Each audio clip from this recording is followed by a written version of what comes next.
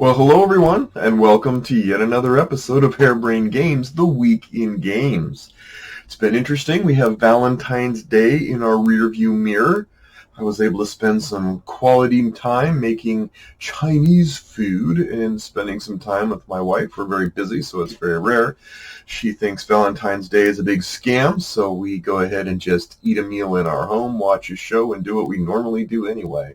But we do it with more love. Anyway, but actually, if you want advice on one of the most antithetical Valentine's Day movies, I watched one called Destination Wedding, which is exactly what my wife and I's humor is like.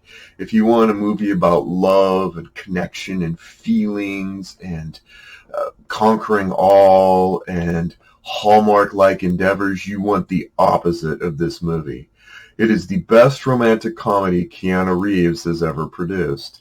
Anyway, with that, we're heading forward into March. Daylight savings is on the horizon, so make sure and bank that extra hour before you lose it. But you'll have more daylight in the evenings with which to open the curtains and play more board games. Yeah. Let's get to the news. All right, it is an interesting week of events. In 2021, releasing in 2021, but the Kickstarter is starting next month, is a game that I'm incredibly curious about. I've been a little stoked about it since I heard about it a couple weeks ago. It's called Lawyer Up. It is a lawyer game that I think actually has enough legs to be interesting for me.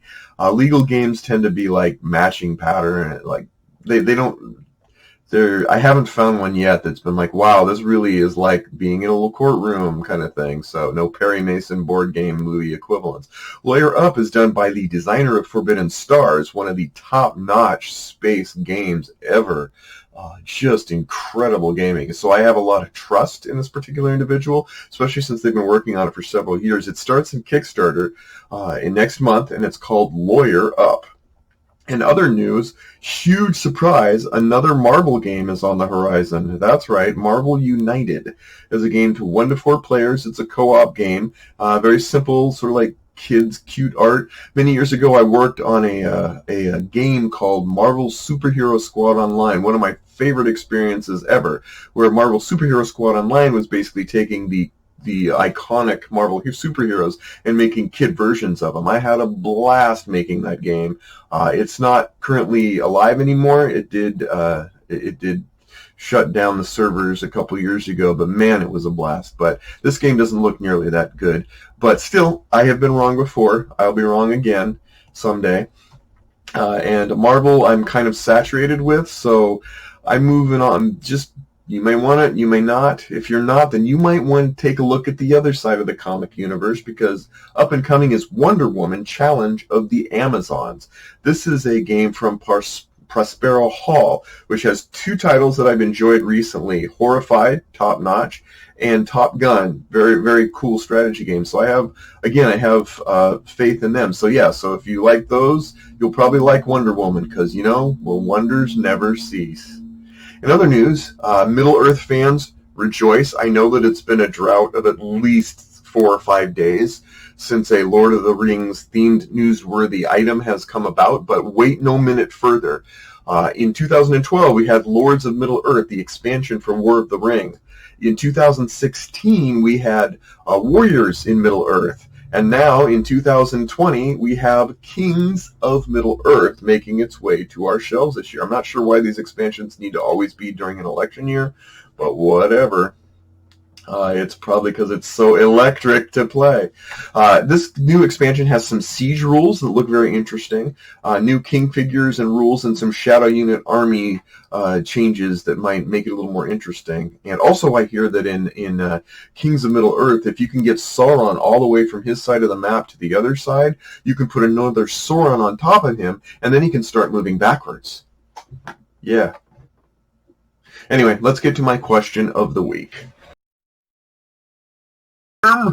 What is the oldest game you've ever owned? Yeah, I got that the other day. Not with that old man voice. That's all me, so I'm to blame for that one. The oldest game in my collection. I'm not going to go back through chess and Mancala and all the old ones and variations. I'm going to go back to the oldest game that I own that has an actual like release date, published date available. That game is called Touring. Touring was first, I believe its first run was 1906. I have my mother's copy of the 1926 edition. It's worth probably at least a steak today. But it is a game about touring. You're basically going across the country and you're trying to get rid of your cards, if I remember right. It's been a while since I played it. That and Flinch were two games growing up that I played a lot of. That is the oldest game that I possess. It wasn't a bad game for its time, actually. I thought it was pretty clever. It's still actually pretty clever. I mean, it's probably, I'd rank it 5 out of 10 or whatever. But what about you guys? What is the oldest game any of you guys own? Come on, prove me wrong. Show me. Yeah, so let's get to my 3 games. I picked this up at a game conference last week, or week before last, Dual Powers. I picked it up because a friend of mine was looking at it and saying, oh, that should be interesting, maybe I'll pick that up. And so once he left the kiosk, I went and bought it. I believe he called me a name that I probably deserved.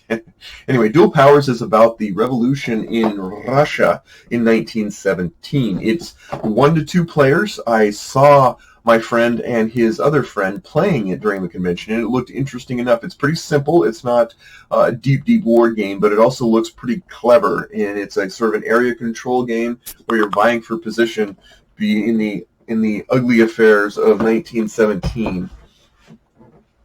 Next we have War Chest. I have heard things about War Chest, and I kind of lightly went, oh, that sounds pretty interesting. No, this game is cool, really cool. I plan to do a review on it, but I'm just going to give it away right now. This was my favorite game of the convention by far.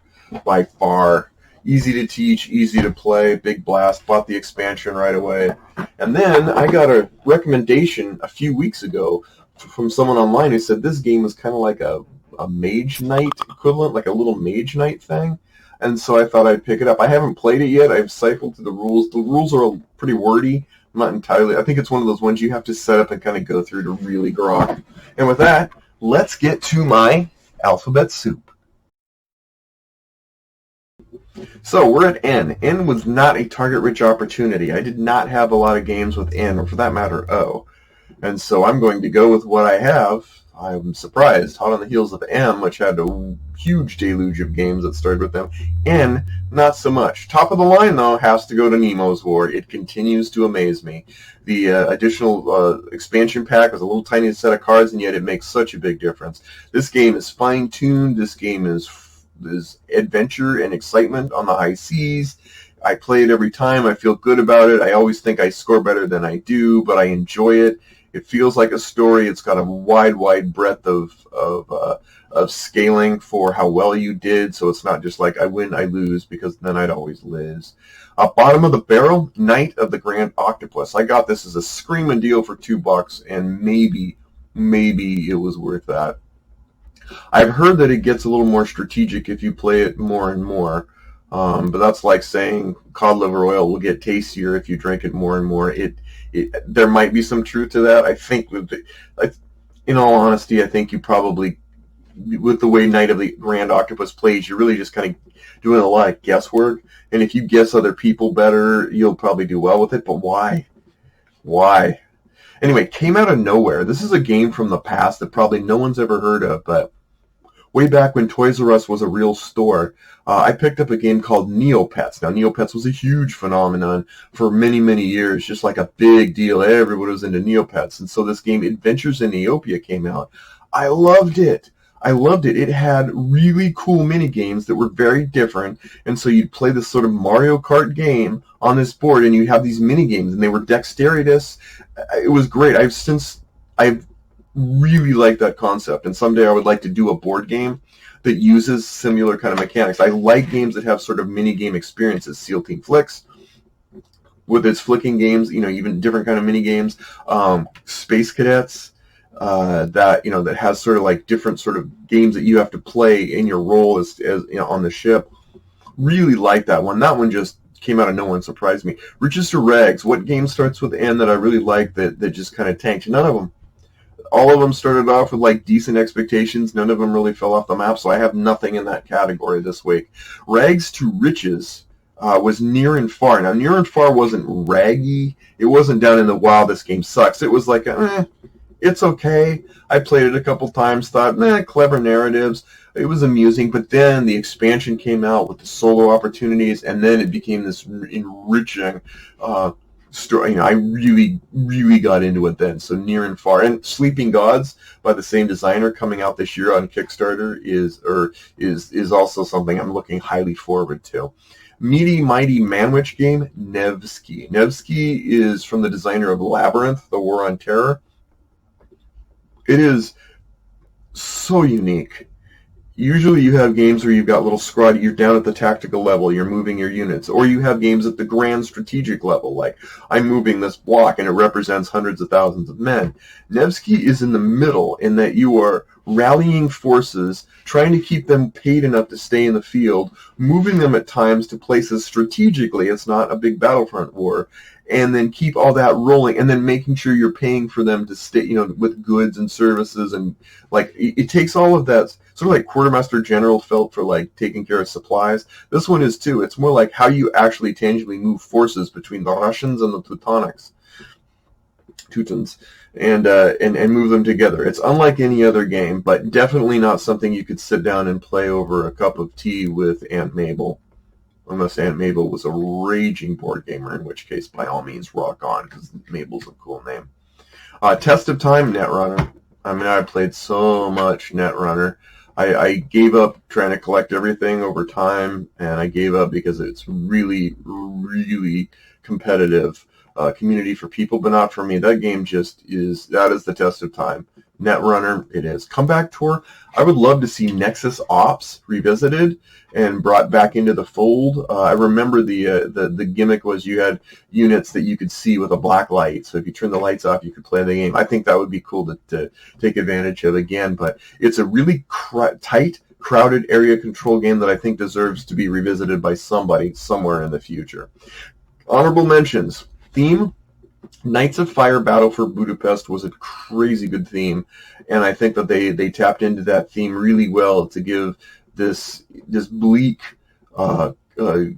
conflict in Budapest between the Russians and the revolutionaries. I think they did a great job. Artwork, I really didn't find any game that I thought, wow, that stands above everything else in the letter N, so I have nothing in that category either. What a crazy week. Anyway, I'm glad you joined us. I hope you're having fun and enjoying March or February and into March, and we'll see you next time on Harebrained Games.